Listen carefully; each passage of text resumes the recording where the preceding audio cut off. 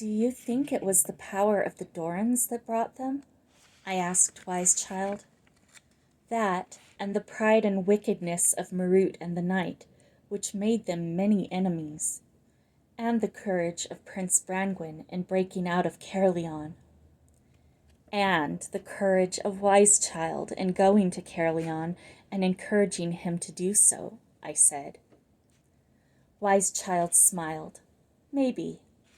Good things, unexpected things, happen when people who love good, take risks and work together. I wish something would happen, though. All this hanging about makes me nervous. Almost as if those within the castle had heard her words, the drawbridge of the castle came down, and a man dressed in the colors of the Grey Knight emerged from the entrance, carrying a white flag, which he waved nervously in the direction of the prince, who, a strong, handsome presence, was mounted on Golden. The prince beckoned him forward, and they talked together. Then the knight's man turned and went back into the castle. The prince signaled to some of his captains, who came and conferred with him. They then rode off in various directions across the huge field, pausing, we could see, to converse with different groups of men. "Oh, I do want to know what is going on," Wise Child groaned. Presently the herald from Caerleon emerged again, this time accompanied by the Grey Knight's captains. After the last of them had emerged, there came a group of 4 men carrying a stretcher, and on the stretcher, we could guess, even from a distance, lay the Grey Knight. He lay motionless. They placed him on the ground in front of the prince. "I bet Prince Brangwyn asked for him as a hostage," I said, "so that if his own men enter the castle, they will be quite safe." Prince Brangwyn's men, and later the prince himself, did enter the castle. On his explicit instructions, no one in the castle was harmed, and the women and children were treated with the utmost kindness and courtesy. A treaty was signed by the knight's lieutenant, by Prince Brangwyn, by Cain, the leader of the Northland, and by the Reguli and of other groups who had now become their allies. It left Caerleon in no doubt that if it took arms against any of them, all these others would rise up to attack them. The unhappy days when Caerleon ruled the Southwest by terror were over. A few weeks later, with various repayments agreed for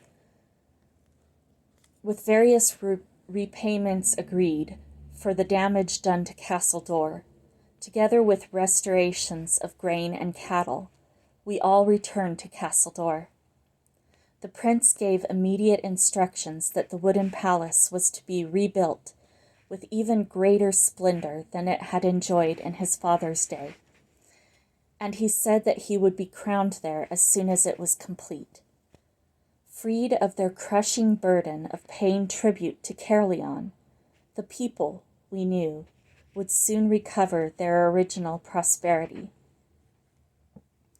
The prince gave a great feast for all his people, at which we drank the magnificent wine Caerleon had given us as part of their reparation, and ate ox roasted on the green, where Perquin had once lorded over us. The prince made a speech, and then we all joyfully drank and ate and danced until the sun went down, and the people of Castle Door, happy and content, made their way back to their own homes. Back in the royal apartments, those of us who had worked and plotted for just such an outcome were silent at first. We were tired after all the exertions of the day, and the prince's speech had expressed our feelings about the present. He and Juniper, delighted at having found each other again, often exchanged glances or took hands. They would sit in corners together, having long conversations, each of them catching up on details of the other's life.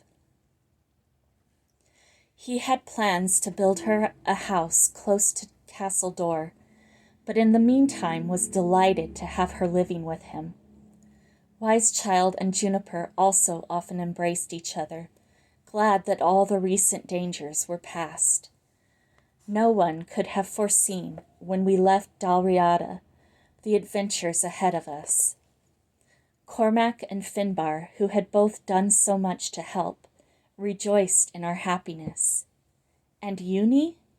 She seemed totally unsurprised by everything that had happened.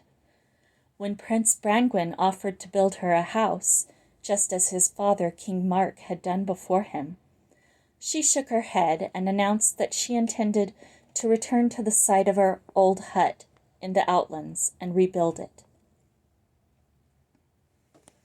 But perhaps, Juniper said gently, you would let the prince give you some wood and let some of his men travel with you to do the rebuilding?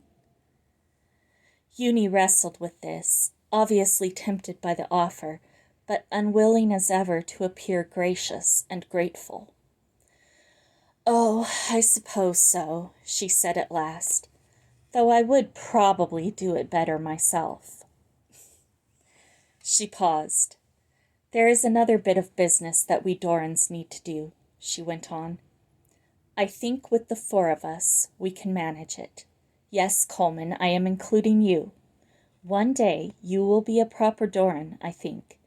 And Wise Child too, though you both have much training ahead of you. Cormac, would you mind coming here a moment? The four of us stood in a ring around Cormac. For what purpose I had not the least idea. We held hands, exactly as we had done amid the terrors of Caerleon, and I closed my eyes, wondering what on earth was supposed to happen. If I needed to concentrate, it would be good to know what I was being asked to think about. I tried to empty my mind of the usual nonsense that filled it and get myself into the place beyond haste or fear or danger. Suddenly I was very aware of the warm hand of Wise Child on one side of me, and of Juniper on the other, and of a current or tide passing through me and making its way round the circle. A thought, or rather a picture, entered the space I had made in my head. It was a picture of Cormac, strong and handsome, without the mutilated nose, the twisted mouth, and the deep scarring all over his face that spoiled his appearance. I could hear Uni and Juniper murmuring words that I could not understand, and without knowing what they said, I consented to their will. Then I opened my eyes, and there, standing in front of me, was a man I knew and did not know, Cormac, with his face transformed.